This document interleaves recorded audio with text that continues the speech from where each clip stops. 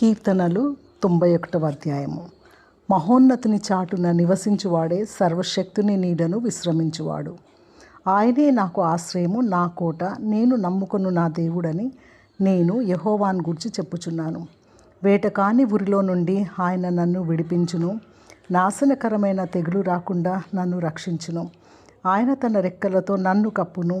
ఆయన రెక్కల క్రింద నాకు ఆశ్రయం కలుగును. ఆయన సత్యము కేడమును డాలునై ఉన్నది.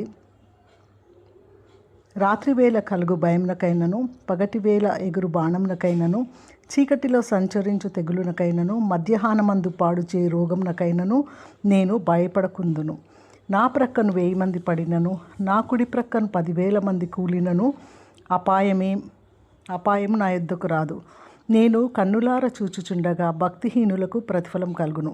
యెహోవా, నీవే నా ఆశ్రయమని నేను మహోన్నతుడైన దేవుని నాకు నివాస స్థలముగా చేసుకొని ఉన్నాను. నాకు అపాయమేమీ రాదు, ఏ తెగులును నా గుడారమును సమీపించదు.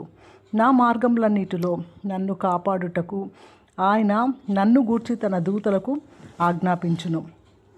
నా పాదములకు రాయి తగలకుండా వారు నన్ను తమ చేతుల మీద ఎత్తిపట్టుకొందురు.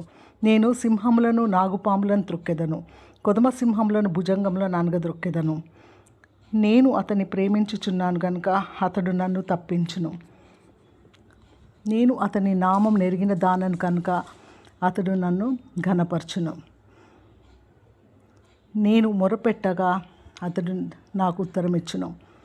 శ్రమలో నాకు తోడైయుండును. నన్ను విడిపించి అతను గొప్ప చేయును. దీర్ఘాయువు చేత నన్ను తృప్తిపరచును. దేవుని రక్షణ నాకు చూపించును. ఆమేన్. హల్లెలూయా.